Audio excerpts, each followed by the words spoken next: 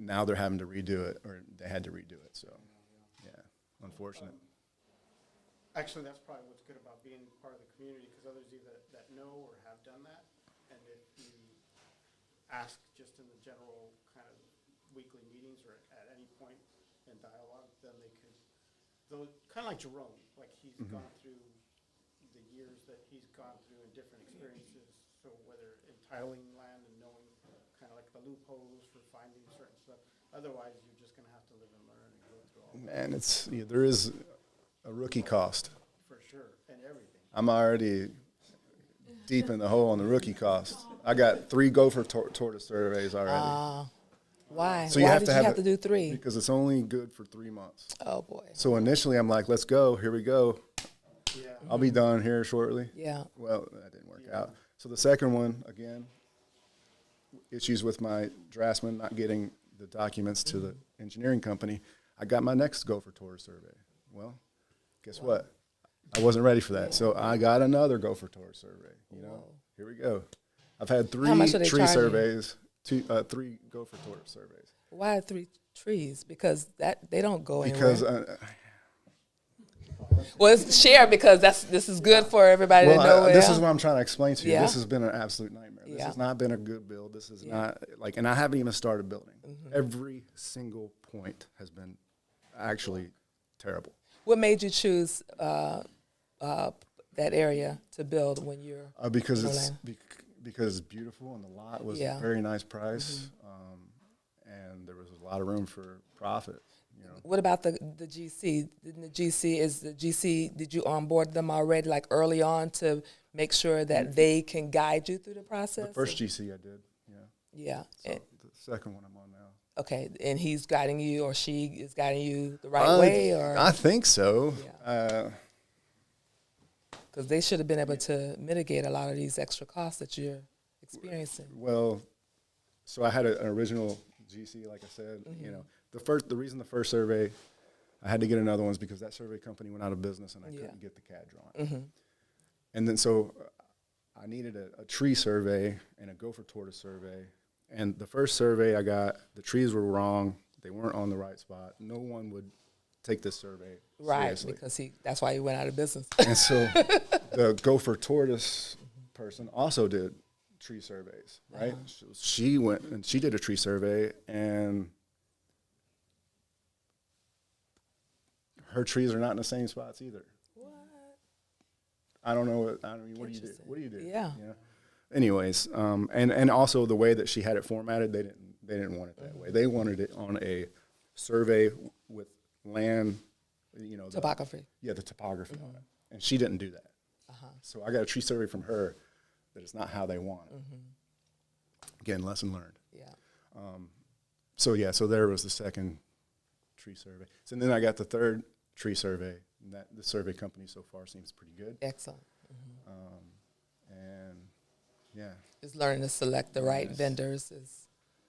Well, you know, I think that's probably a process that happens over time. You probably figure out who not to use anymore. Exactly. You know, and that's the best you can do sometimes, I think. But you know, like I said, I got to be more on top of people. You know, not everybody some people just need to have you in their ear. Yeah, I that's think. true. So I came across a book recently for anyone that was down in Miami for Jerome's Build Well. There was Spofford. He had a guest host. I can't remember his first name right now. His last name Eric Spofford. And he talked about this individual that wrote this book, Gino Wickman. It's called Traction. And he says he'll read through that every time he goes through his beginning year kind of quarterly. He reads it through the entire thing as a reminder. And a lot of what I started to listen to the audio book recently, and a lot of what he talks about is basically that you can't rely on anyone, and unless you're wanting to do really well in your business, you're going to go through the A to Z for everything and know your numbers and go through. And a lot of people don't want to do that, but then that's the cost. That's the trade-off of not just this business, any business. So yeah, definitely, yeah. but then you could more quickly spot when someone's not doing that, or close to not doing that, or you'll remember, and kind of like how she said that second tree survey, it didn't have the topography. So things like that, unless you've gone through it, then you'll recognize like if this doesn't have it, so you'll go back. But that's, you know, that's the experience basically. It's kind of like running a marathon or doing something that's difficult, you know, you focus on it more and you understand what you need to watch out for. Oh, I definitely think the second build's going to be much better. I know what not to do, you know. Exactly. And there are more lots in that area to where you can continue? Not really, no. And you're stick in there, or you're going to go back to? I'm open to, so as long as I like the GC, which so far my new GC I like, I'd like to kind of keep working with it if I can. So I'm going to try to stay, you know, on the East Coast there, maybe New Smyrna Beach or. Which is beautiful as well. Also. But I'm open to Yeah. Orlando or anywhere Central Florida, honestly. Excellent. Yeah. Any other questions? I think you have. I was curious, and I apologize because I missed the beginning of the talk. You mentioned it was your first build. Like, if you have any history with construction or project management, or like how you found your way to this, and also some of the challenges you mentioned sound like they might be related to building near the water, and kind of if you would do that again if you had that choice to make. So building, how did I get into it? So essentially, you know, I got out of the military and I was, you know, wanting to start a business. I'd rather have a job where, you know, I'm in charge and not taking orders. And building homes seems like a pretty good option. You know, I know there's a lot to it, and I was, you know, willing to take that on. So I came across Jerome, probably like a lot of you guys did online, and joined the group. And so now here I am.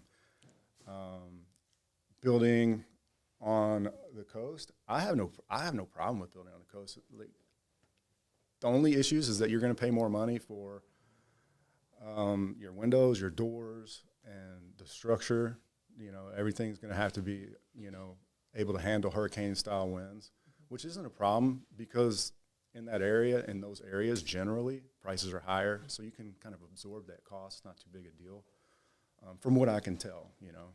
So but there are some issues, you know, in some places on that, some different variables that sometimes you do need pilings, you know. I was just fortunate where my lot was, I didn't have to have that. Or they'll have you build up on stilts or something like that. I didn't have to have that with this build, but I could imagine that would incur In the Smyrna, you probably would be.